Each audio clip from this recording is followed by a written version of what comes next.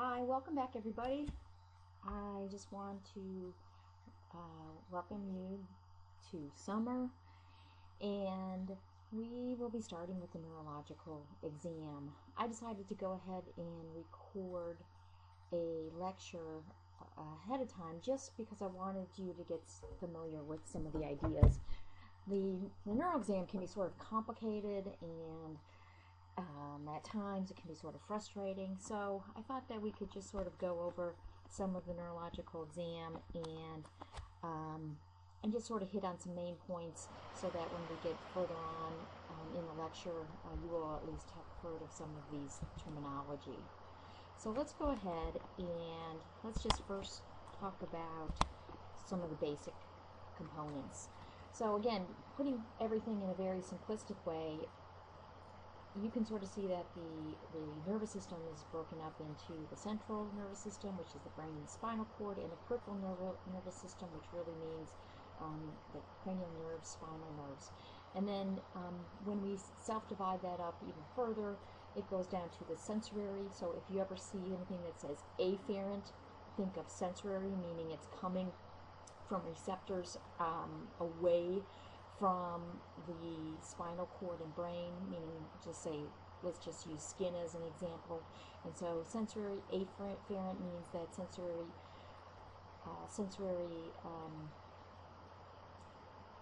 signals are being brought back to the spinal column and then to the brain. And then motor, always associated with efferent, and again that is being conducted from the central nervous system to the periphery. Then if we subdivide the motor system even further, you've got the somatic nervous system, which is more the voluntary components, which is the impulses to the muscles, and the autonomic nervous system. And if you take the autonomic nervous system, you can again sort of subdivide that into the sympathetic and the parasympathetic. Now remember that the sympathetic, sometimes called the thoracolumbar division, runs from about T1 to about L2 to L3 spinal levels, and this is again the sympathetic. I always call it the sort of fight or flight, and the way I remember it was always like somebody's trying to chase you through the woods. What is your body going to do? Well, certainly it's going to increase your heart rate, your blood pressure. It's going to cause bronchodilation so you can breathe better. It's going to increase your pupillary size so you can see better. And remember that the sympathetic nervous system actually has divisions. So there's actually ganglion that sort of run next to the spinal cord, and from there's again some further divisions that go to the various parts of the organ systems. In addition, you also have the parasympathetic, and remember the parasympathetic, they kind of call that the craniosacral division, and that involves it comes out of the cranial nerve nuclei and from about S2 from S4, and this is sometimes kind of called the rest and digest functions, because this is the things that make your body sort of absorb food. Peristalsis slows your heart rates, it decreases your pupillary size. So those are the things that are going to be involved from the parasympathetic component. So the next slide here is just kind of showing the division of the sympathetic and the parasympathetic, and you can sort of see that you've got your on the right side, the sympathetic side, you've got your ganglion that are running right next to the spinal canal, and again from those you have further divisions out further divisions of nerves, the splanchnic nerves, the greater, lesser, the lumbar splanchnic nerves, and those then go on to the effector organs.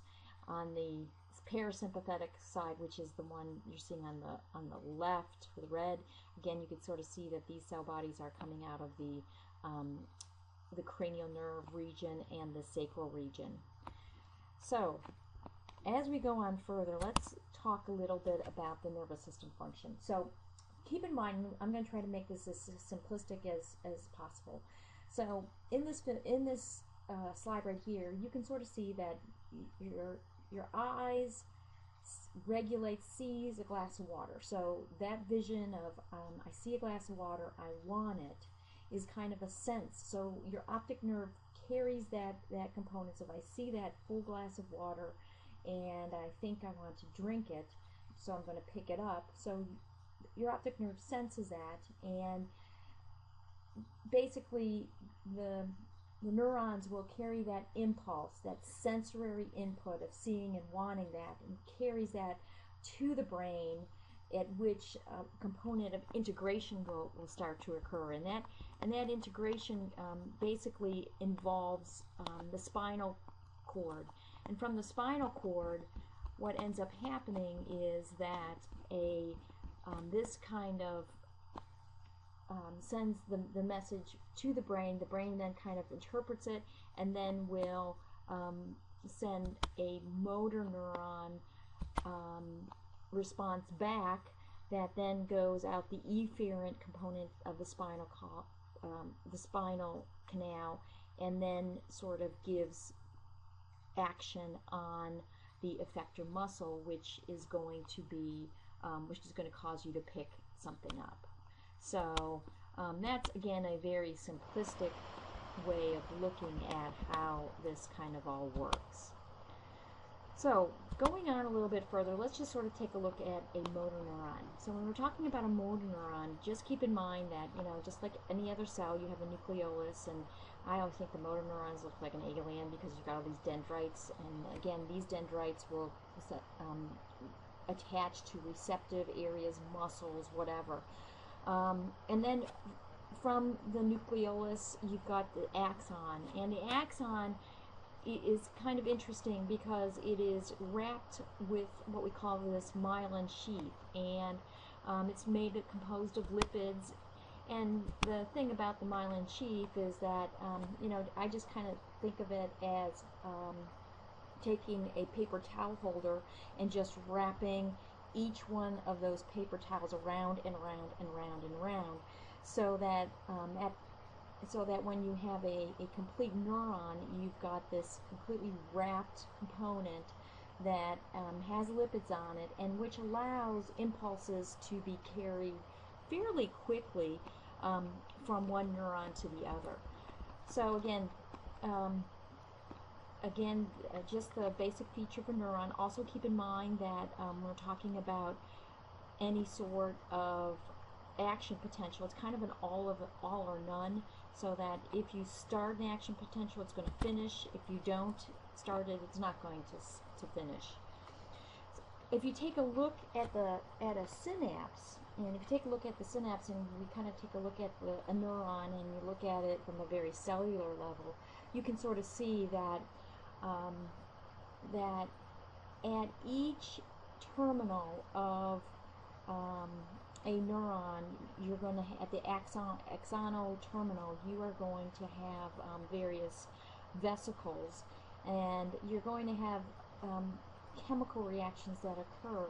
Remember that at the axonal terminal, you are going to have a release of various substances, and for the most part, when we're talking about what is being released, well, we kind of think about the fact that oftentimes what is released is going to be mediated by acetylcholine. Now, on the postsynaptic neuron, you're going to have receptors, and again, these are going to the neurotransmitters are going to be picked up by these receptors on the postsynaptic membranes. And some of the more common things that you're gonna hear about, at least from a nervous system component, is going to be some of the chemical reactions include things like dopamine and acetylcholine, and these are the ones that become, I think, more and more critical, because they play a bigger and bigger role of how the neurons kind of function and how your body will pretty much function. So as we go further and further on, let's drop back to the spinal cord. So this is, again, just taking a look at a typical spinal cord. You can see that in the cross section you've got an area of gray matter, and you know, some people say that it kind of looks like an H, and it does, but remember that depending upon where it is, you might actually see more gray matter than white matter. So by the time you get more distally, you're going to see a lot more gray matter than you will white matter. Keep in mind that the gray matter contains a lot of neuronal cell bodies and synapses, where the white matter is going to be ascending and descending fiber pathways. So the ascending pathways basically are relaying sensory information that's going back up to the brain, and the descending pathways are kind of relaying motor instructions that are coming down from the brain.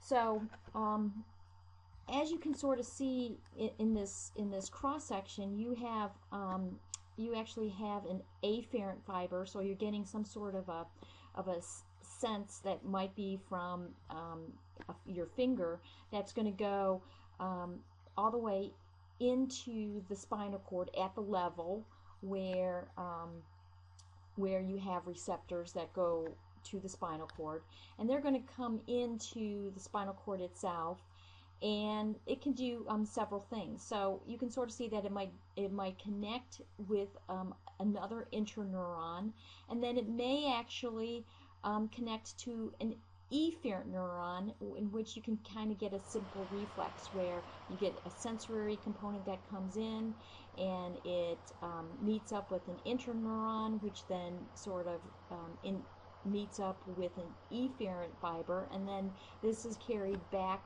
to the extremity to cause your muscles to do something, like move your finger or move your hand or stomp your toe or whatever. So that's one component that is happening. The other component is that again, if you touch something and this response comes in to the spinal cord, it can come in, and then it can also do another thing, and that is it might go into the white matter and ascend.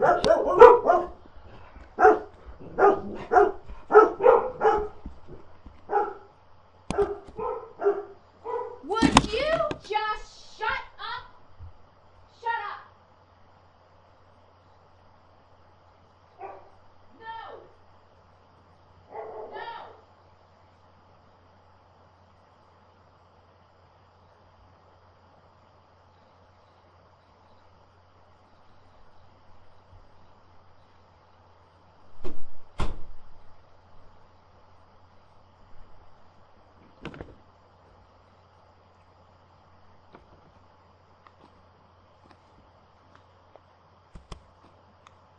So it can go ahead and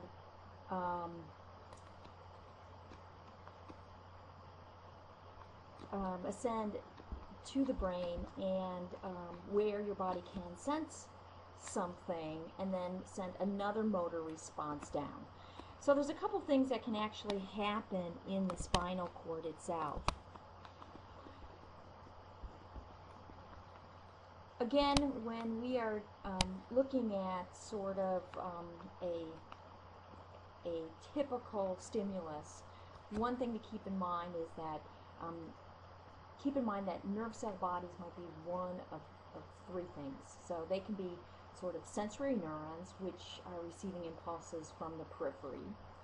It could be the connector or interneurons, and these can be transmitting impulses to the skeletal muscles,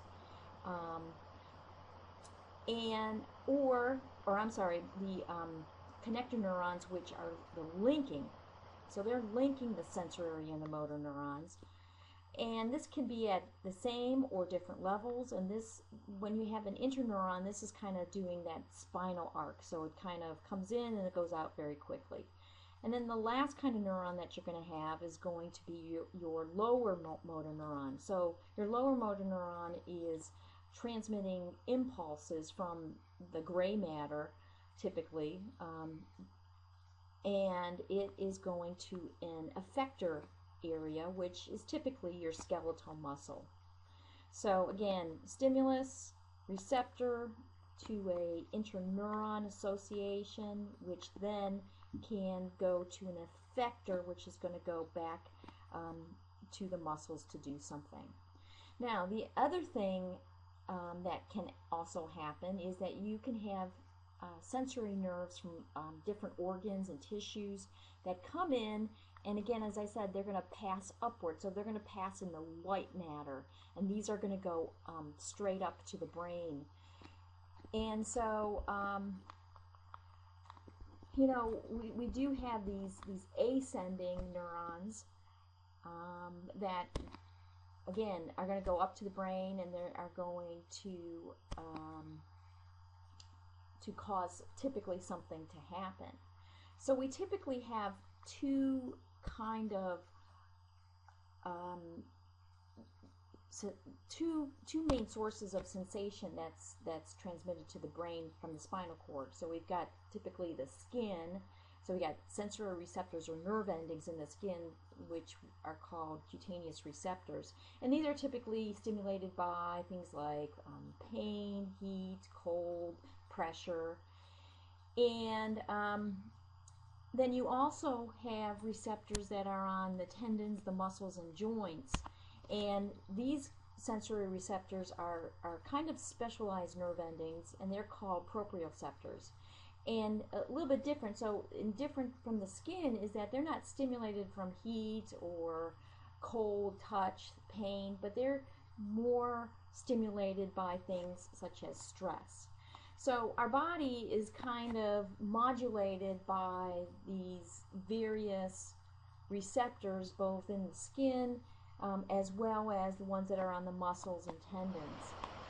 So if you take what's happening from the receptors on the muscles and tendons, you have these they're called the alpha motor neurons, and some people will also call them the lower motor neurons, because these are the ones that innervate the skeletal muscle, and these cause the muscle contractions that will cause us to move. So we know that the motor neurons release acetylcholine at the synapse, and then when the acetylcholine binds to the receptors on the muscle fibers, then an action potential is propagated along that muscle fat fiber. And that action potential is the thing that's going to trigger the contraction of the muscle itself. So one thing to keep in mind is that when we look at our movements, you know, it really does rely a lot on our lower motor neurons, these ones that are innervating the skeletal muscle and causing contractions. And let's take a look a little bit further into what's, if again we take a look at our cross sections. Keep in mind that this is a fairly sophisticated kind of process that's going on, and I just want to show you the slide so you can understand sort of what actually is happening. That you from this cross section, you can sort of see that the neurons are oftentimes clustered in this columnar component, which they call a motor neuron pool. And all the motor neurons in this pool will innervate a single muscle. And all the motor neurons that innervate a particular muscle are contained in the same motor neuron. Therefore, there's always this one-to-one relationship between a muscle and a motor neuron pool. But if we take each individual fiber in a muscle, each fiber, so each one of these little strands of fiber is innervated by one and only one motor neuron.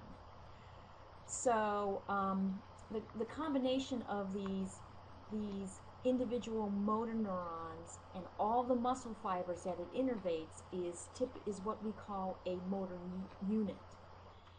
So you need a lot of neurons to actually be able to make a response to occur.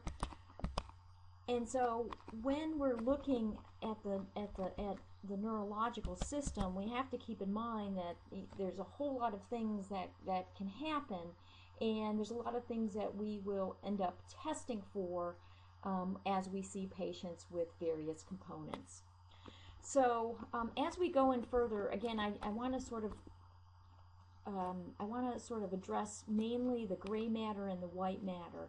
And what you're gonna see again that what's happening at the spinal cord level is that you have an afferent sensory fiber that's coming in, and it's coming into the dorsal root ganglion, and then it will go into the spinal cord itself, and then there's also going to be a potential ventral component, again from the gray matter, that goes out in an efferent manner that's going to go back to the skeletal muscle. And this is a simple reflex. So sensory in, motor back out. And that's the gray matter. So this is just completely a very simple reflex arc. Now, in the white matter, so remember the white matter is highly myelinated. This is the area that's a lot of sensory function is being made. But in the white matter, you're going to hear a couple different terminologies that's going to occur, and there are even subdivisions of the white matter that we're going to see in a second. But keep in mind that in this white matter, you are going to have a lot of axons, and within these axons are going to be different kind of tracks that are going to carry certain sensation and or motor components to the brain and from the brain. So the big three that I think that's important to keep in mind are from the ascending track. So if we take, again, this is a cross section of the spinal cord. Here's my gray matter, and this dark blue area is considered to be the white matter.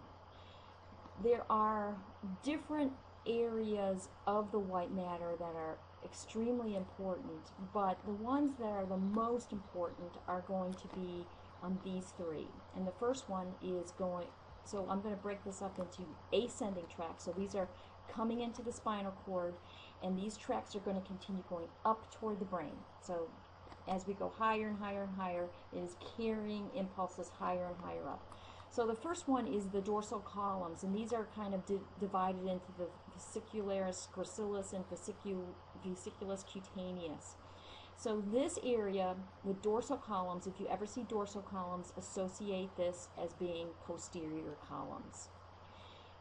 These areas right here are important with being able to assess your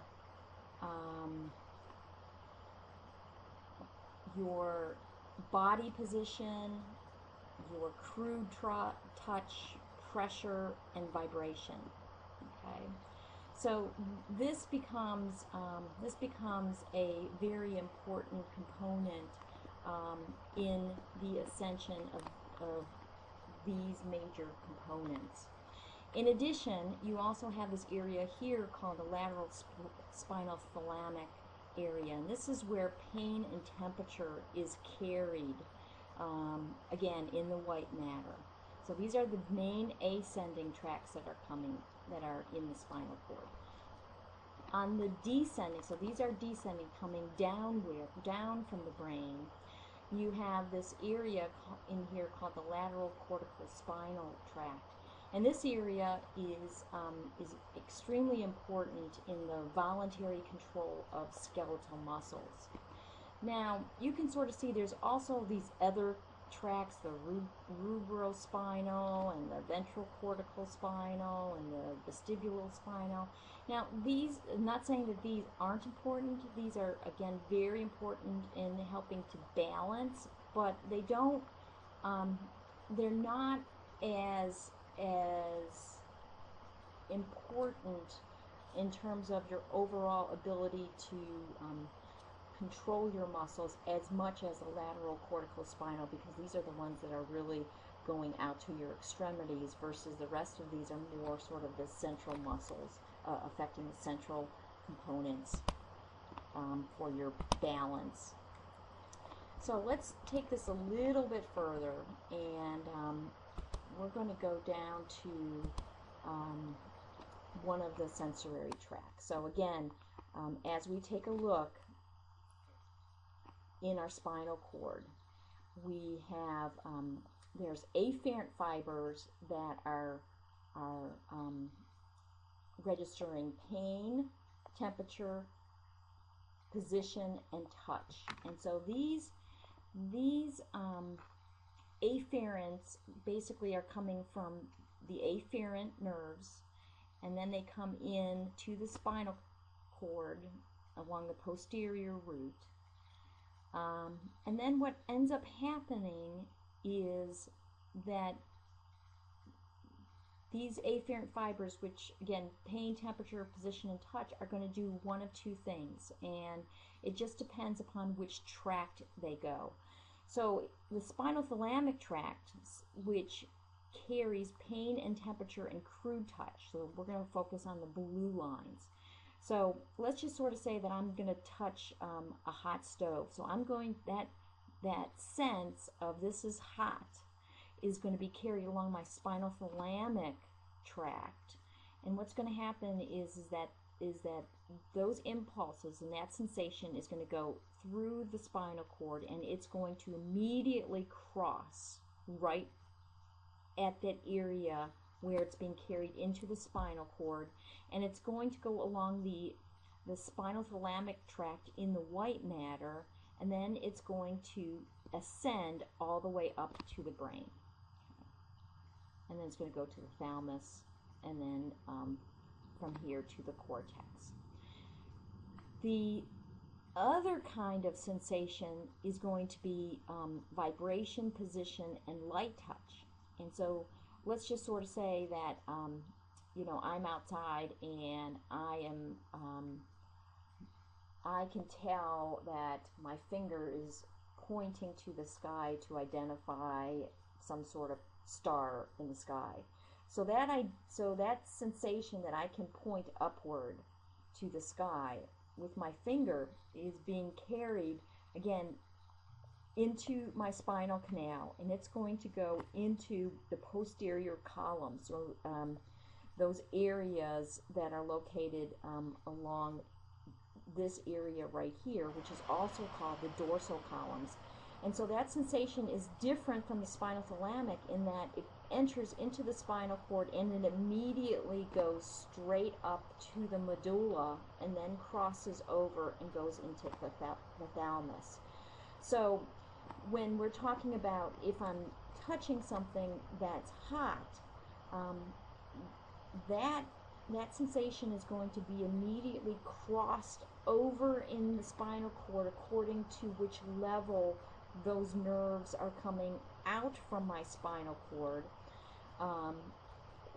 and or carried in, and then it ascends to the brain, versus if I'm talking about position and fine touch, that is going to immediately ascend at the level that it is distributed to the periphery, and it goes straight up into the brain.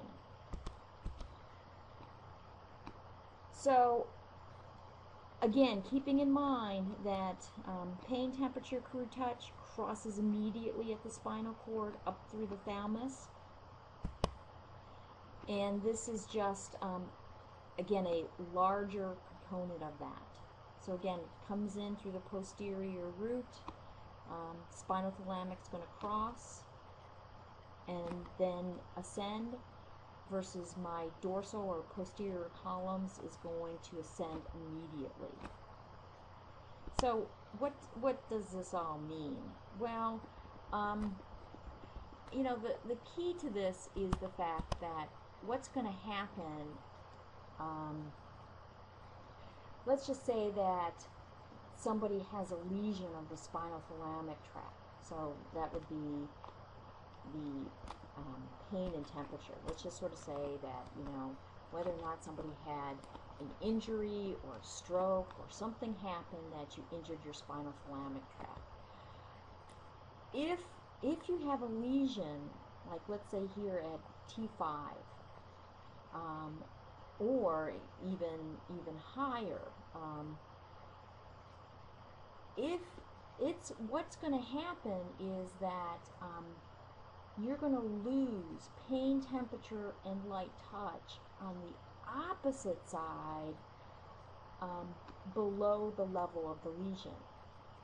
So let's just sort of say that I have something in you know, T5 in the spinothalamic tract.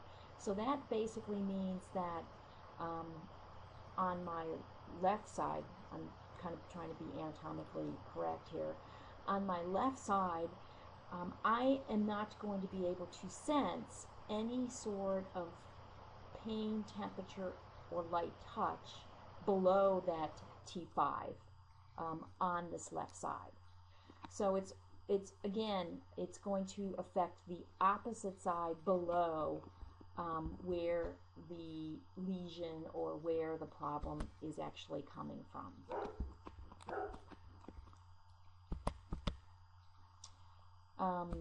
So what happens when we go even higher? And then we get to sort of the thalamic area. And the thing about the thalamic area is that this is an area that I call the relay station. And so we know that the spinothalamic tract and the posterior or dorsal columns are bringing so they're bringing these sensations. They're carrying these messages up to the brain. And so what happens is it stops at the thalamus, and then the thalamus kind of starts to process all this, and then it kind of relays. So then it kind of directs where specifically in the brain, where in the cerebral cortex, that there is a relationship of perhaps touching something and knowing that this is going to correspond in my cerebral cortex to a specific area on my brain. And it's actually the thalamus which helps to sort of regulate that. So and I think that this is kind of showing that. So again, here we have our spinothalamic, and we also have our posterior columns, and they kind of stop next after coming from sort of the periphery at the thalamus. And the thalamus, again, then redirects it to where it needs to go to a corresponding area on the cerebral cortex that corresponds to, again, your finger, your toe, your nose, wherever it needs to correspond. So I'll let you think about this. So let's just go through this. The sensory tract is made up of what specific tract that controls what three things? And then we're talking, the other thing is that the sensory tract is made up of which columns which control which three things.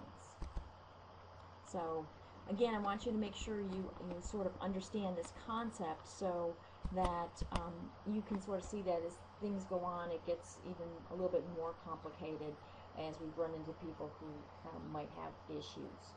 So we were just talking about the sensory pathway. So we're talking about position sense, we're talking about pain, temperature, crude, light touch, things like that.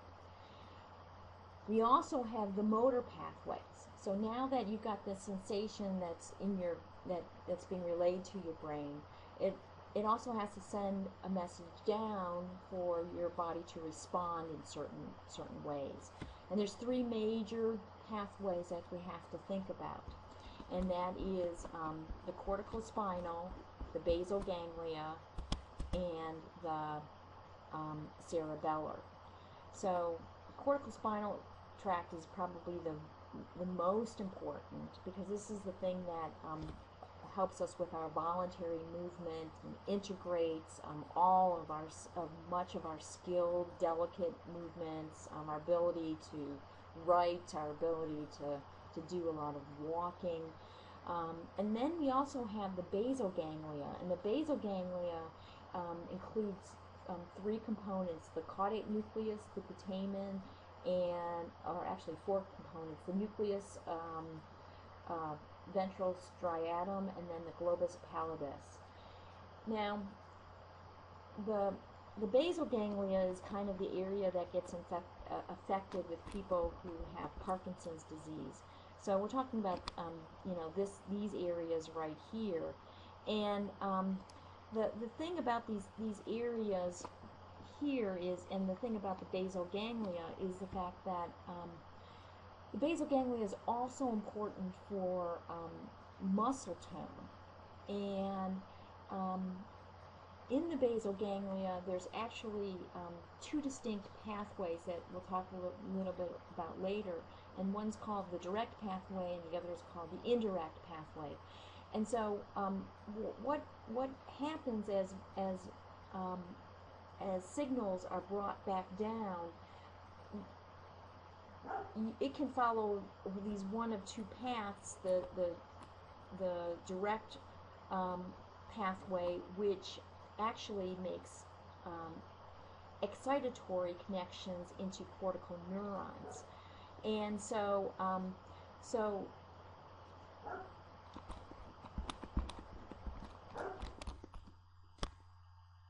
okay, so you have these the indirect pathway and the direct pathway, and these pathways actually have opposite effects on the thalamic target structures. So what happens is that the direct pathway can excite the thalamic neurons, which then make excitatory connections with the cortical neurons, which again makes us kind of move purposefully. Then, and this is kind of counteracted because you also have an inhibitory effect on thalamic neurons coming from the basal ganglia. So really our balance and some of our gross motor activities is really a balance between these direct and indirect pathways that are stemming from the basal ganglia. So that that when people have issues in their basal ganglia, you can actually get some of these very odd kind of movements that are only seen when people have basal ganglia issues, because what happens is that one of the components, the direct pathway or the indirect pathway, is off keel, and so that you might have too much excitatory components that are being stimulated, and that off balance will give you some abnormal movements, which can be associated with things like Parkinson's disease. And then the final thing is cerebellar, and again, that is another thing that is important with motor activity as well. So going on, we're going to go to the next slide, and I want you guys to take a look at this neural anatomy tutorial, because it's actually quite good, and this guy is a really good instructor, and he's got a good visual that you can certainly follow, just showing how the motor or the cortical spinal tract is actually coming down from the brain and crossing over in the medulla. So it's time for some fun. This is the dragster in Cedar Point, and if you ever want a wild ride, this is like way too much of a rush. And 425 feet is a big drop, even for me. So, we've been talking a lot about sort of the neurological exam at the cellular component, but also keep in mind that when we're talking about the mental about the just the neurological exam in general, you also have to think about what's happening in people's mental status. And back in the 70s, somebody came up with this sort of examination, which they call the mini mental state exam. And what this is actually doing is it's kind of testing different components of the brain in a different way.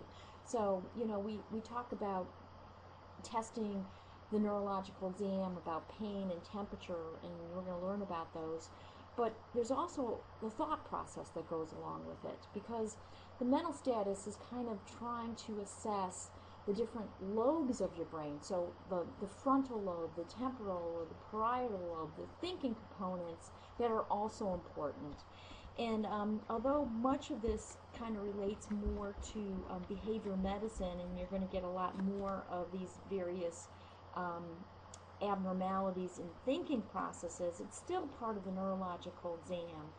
And so the mental status exam is a way in which we kind of assess a person's thought process and see whether or not they are able to comprehend and they're able to have their cognitive components are all intact. Oftentimes we use the mental status exam as a way to assess for dementia, but in some ways we can also use it to follow people who have had brain injuries and things like that.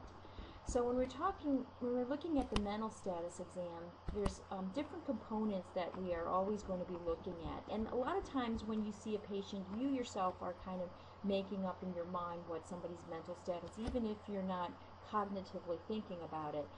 But really, when we're looking at somebody's mental state, we're breaking it down into 6 major categories.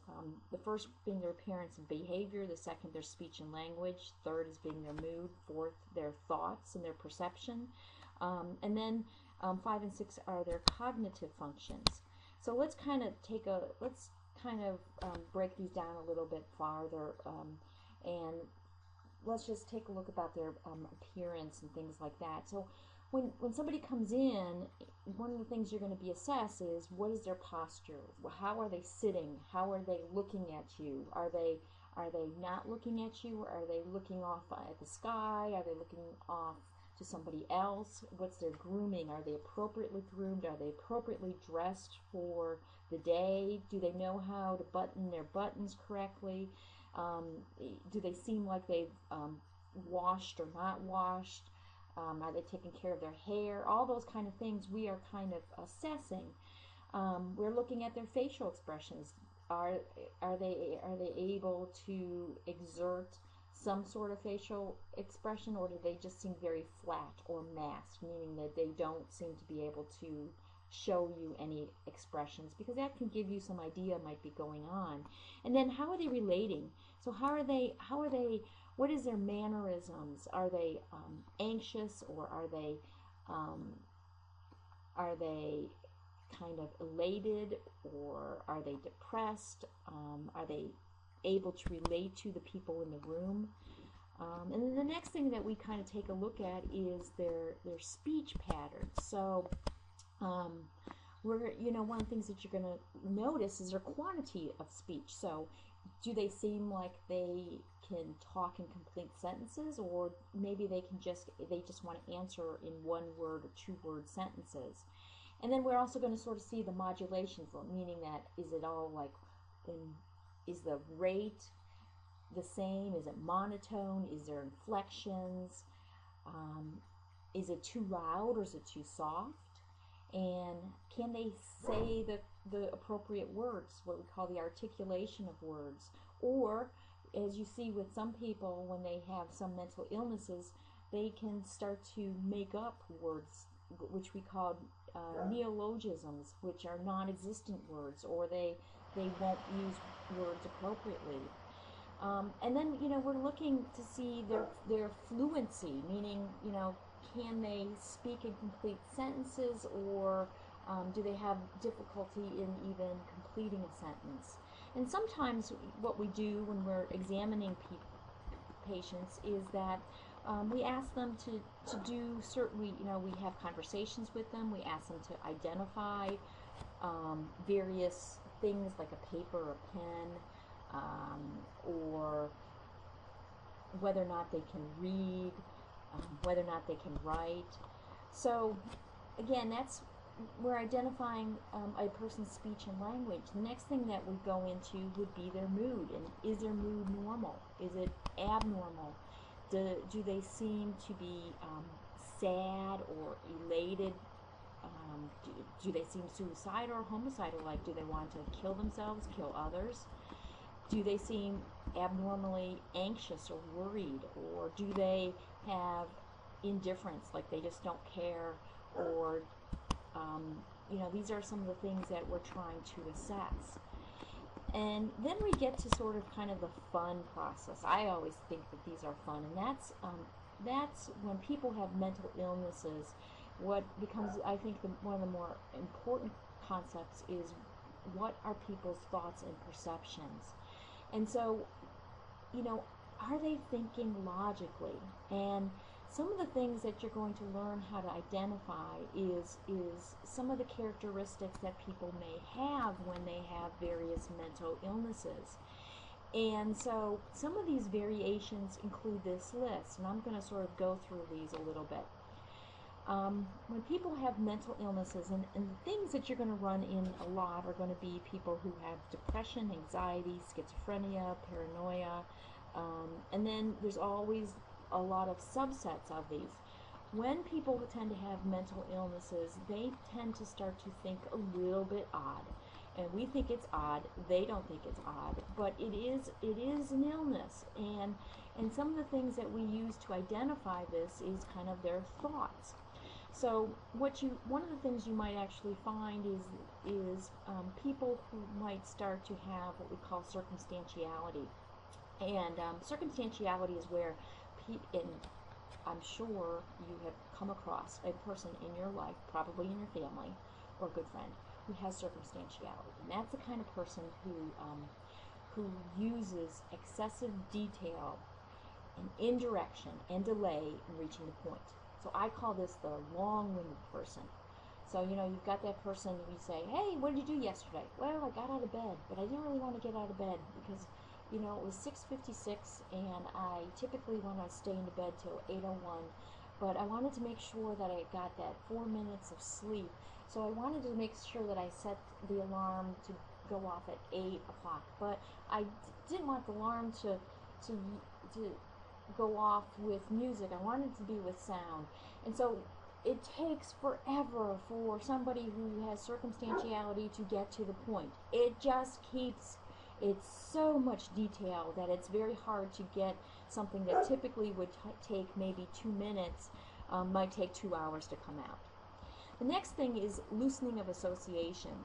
And this is somebody, this is really a thought disorder in which there's a series of ideas that are presented with perhaps a logical, inapparently logical connection, and they might be very loose.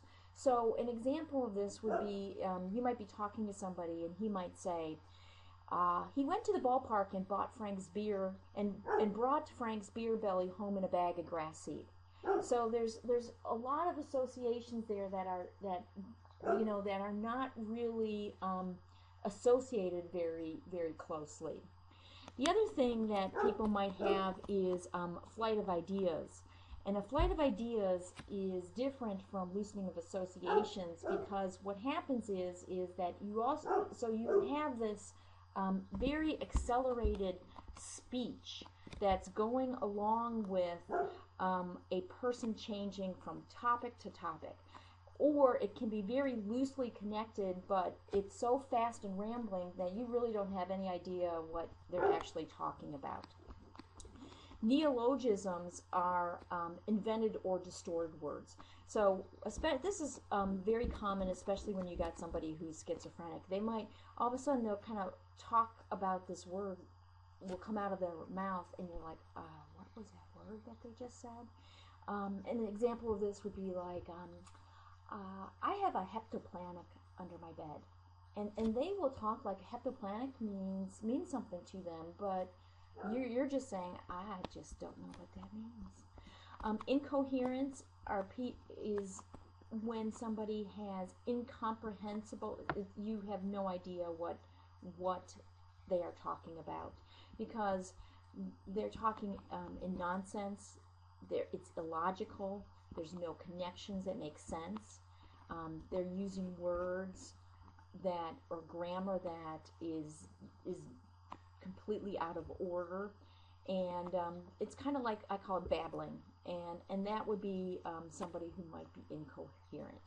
Blocking, okay, I can tell you I block sometimes. I used to be a really bad blocker, and that is what's happening is a person might be going down a line of thought, and then all of a sudden they get a thought that comes into them, and they're unable to finish their original thought because that original thought is being blocked by something new coming in.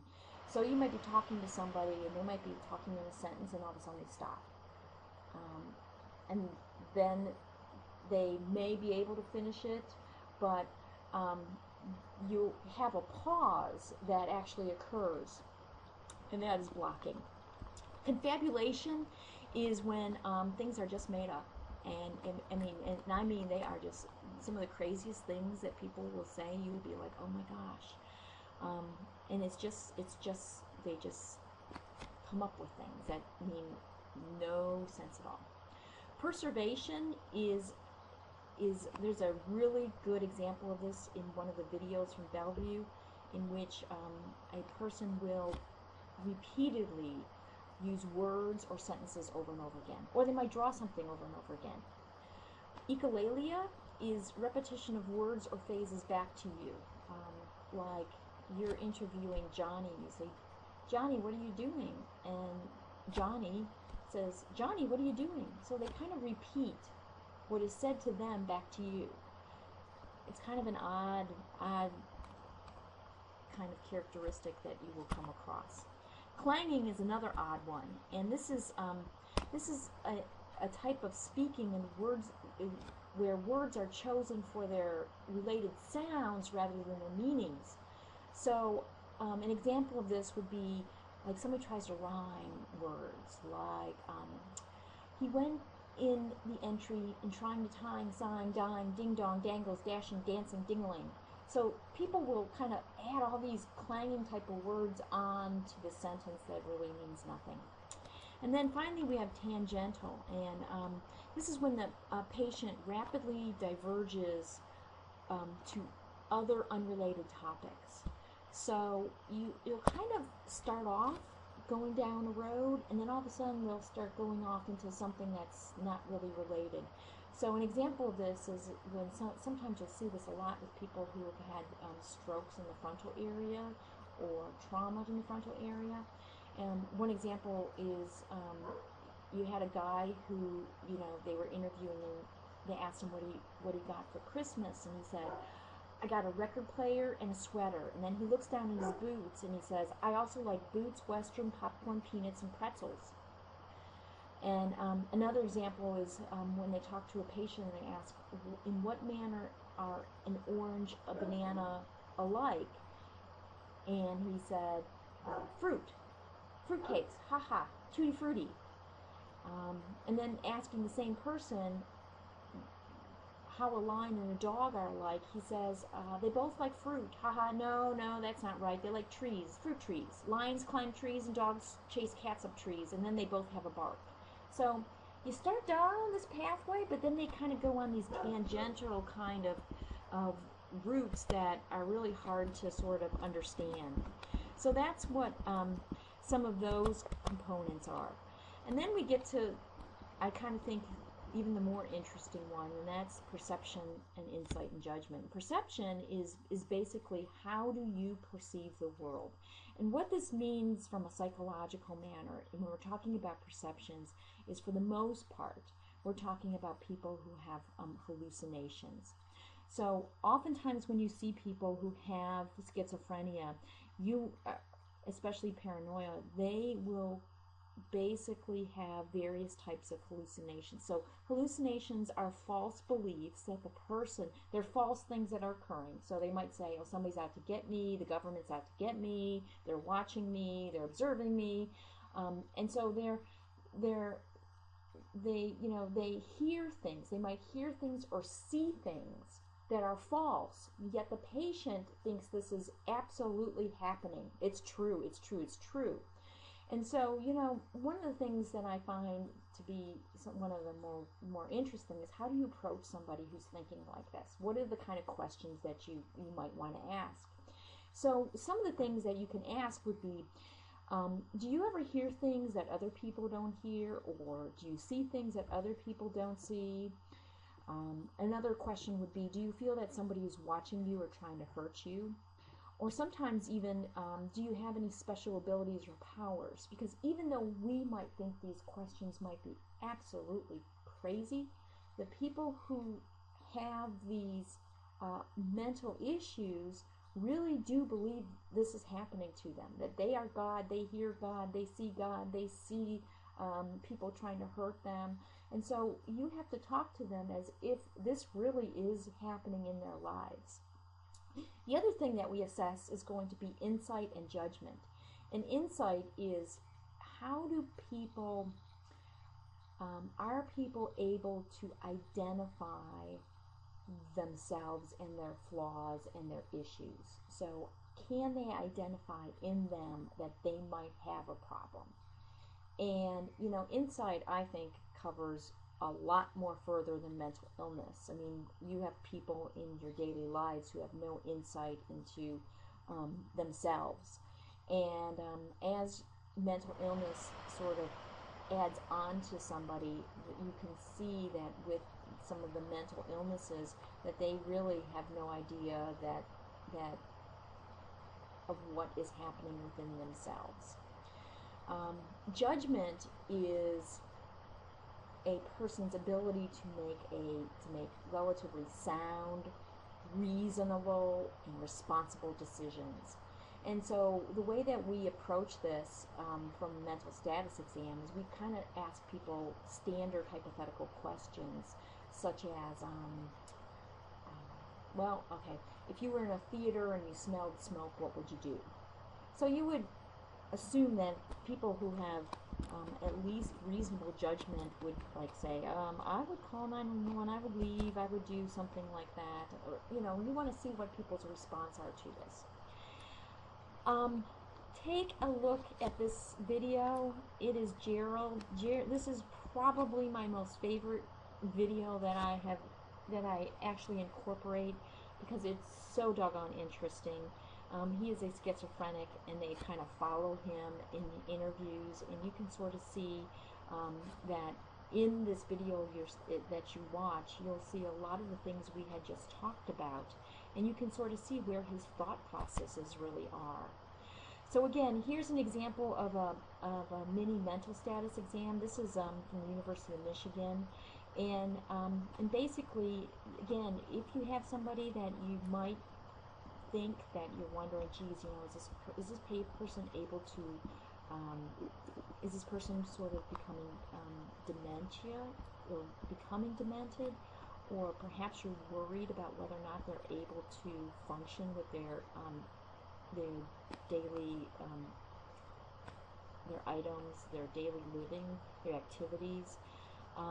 And so some of the things that we do is we do a mental status exam in which you basically ask a series of questions and you get a response. And then from that response, you grade it and you score it. And over a period of time, we've been able to find out that normally, if somebody is within a normal range, they should have a mini mental status score of at least 24.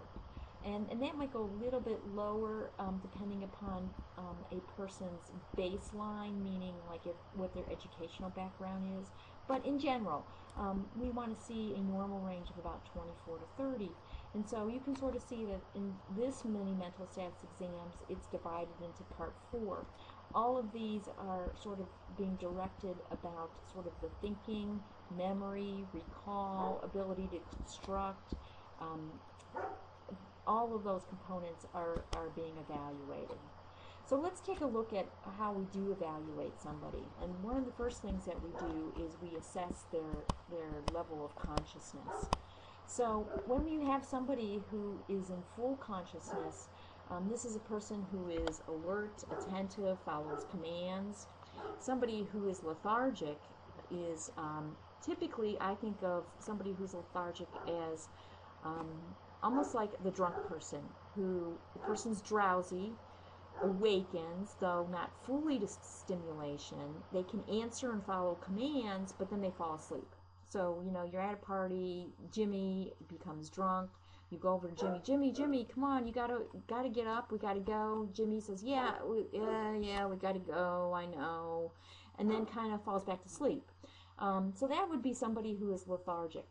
Somebody who's obtunded is somebody who's kind of difficult to arouse and needs constant stimulation to follow a simple command. So you might shake them. They might arouse after a lot of shaking. They might respond with a simple yes or no, very simple commands, but then they go back to sleep and then they're confused, like they don't remember anything. Somebody who is in stupor, and this is kind of an interesting one, is that somebody who is in stupor is somebody who you have to vigorously, continuously stimulate. And that stimulation is continuously and oftentimes painful. We sometimes have to do this in people who perhaps have had overdoses, might have had a stroke, a bleed, trauma. And when people are in stupor, you actually have to oftentimes use something that will cause them pain. So you might have to pinch their skin very hard. We used to actually have to push at the base of their nail to see whether or not they would become arousable. And then coma is that, you know, you're not going to get this person, they are not arousable with any sort of painful stimulation. So going through this a little bit further as we go into cognitive functions that we assess, we did talk about their orientation. So are they alert oriented times 3? Are they lethargic? So we're going to assess that. And then some of the other things that we're going to assess is their attention. And their attention can be a variety of things. Number one, are they paying attention to what you're saying? Do they seem like they're able to answer back to you? But then you can also do what we call digit spans. Like you can say to somebody, I want you to remember these four numbers, 6216. And you ask somebody to repeat them back to you, 6216. The other thing you can do is serial sevens. And starting at 100, you can ask somebody, starting at 100, subtract 7 from that. So 100, 93, and then see how far back they can subtract 7 from 93 and further on. Now, obviously, this depends upon what somebody's background is, and if I find people having trouble with this, you could go to something simpler such as 3s. And then spelling backwards. Typically what we use is the word world, W-O-R-L-D, and ask them to spell that backwards. I personally have a difficulty in going backwards because that's my dyslexia, but that's again another attention component that we assess. Then we also will assess somebody's recent and remote memory. So a recent memory might be, what did you eat today? What time was your appointment? And maybe even recalling 3 unrelated items, such as like a lime, a boat, and a peach, and then asking them if they can repeat them back in a few minutes. Remote memory is, any sort of historical fact. Sometimes we use things like presidents or important dates in somebody's lives. And then also we will look at learning abilities. And so some things that we will do is we will ask somebody to, draw something, copy something, and that's something that we'll go ahead and assess as well. And then we can go into some higher cognitive functions, and these have to do with some things. Some of these you can actually just assess by somebody's vocabulary, and just in talking with somebody, you should be able to assess how well they are, what their thinking skills are. Their calculating ability, you can say, again, can they calculate either numbers such as the addition, subtraction, or can they multiply? What is 8 times 7? The other thing that we talk about is assessing their abstract thinking. So things that are not true black and white. And some of the big ones that we use are proverbs or similarities. And so we might say, well, tell me what the saying, a rolling stone gathers no moss mean. Or what does it mean when it says, all that glitters is not gold? Or don't count your chickens before they hatch. Or don't put all eggs in one basket. Or when the cat's away, the mice will play. Or stitch in time, so what do those mean? What do those sayings mean to somebody? Or, you can ask somebody, how does, what's similar between a mouse and a deer? Or what's different between a mouse and a deer? And see what people will say. And then also their constructional ability. So how well can they construct the pentagons? Now, I'm going to show you another movie that I want you to watch, and this is actually an interview. Again, this is from, I think, Australia. And again, it's just kind of showing you how somebody with different kind of thinking, what their thought content might actually be. So watch this and try to observe and try to make notes of what you actually see occurring, or what this patient is actually displaying. The next one is going back to the brain, and hopefully this will give you a few chuckles, but this is the brain according to Pinky. Pinky was a cartoon character from way back when. He was kind of crazy. He was like supposed to be really smart but really evil. He's like, the evil Dr. X kind of guy. The guy from Austin Powers, kind of bad guy. But he was really smart, and they had a cartoon about him way back when. So he's just showing you his idea of what a brain is all about.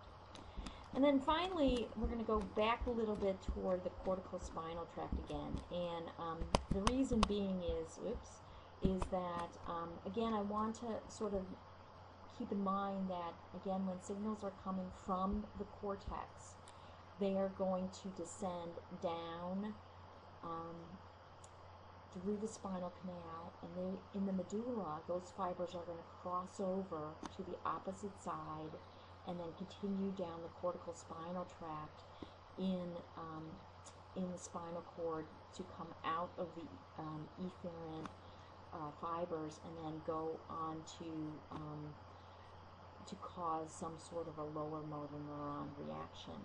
So one of the key things to keep in mind is that, we always, when we have somebody who perhaps has a stroke, and let's just sort of say that a person has a stroke up here on the left side, that will oftentimes, again, depending upon where this is, because all of this depends upon where in the brain somebody is affected.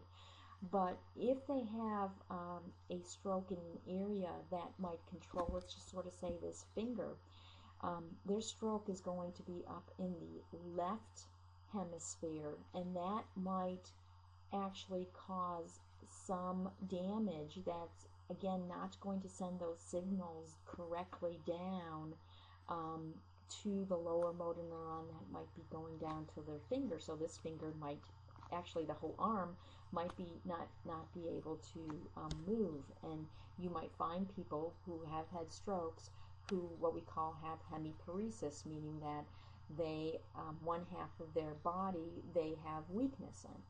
So that's the reason why you sometimes you will find that this comes into play. And then finally, I just want to end on beginning a component, what we call the upper motor neurons and lower motor neurons. And the way I want you to approach this is that you have two distinct areas in your body or in your brain which have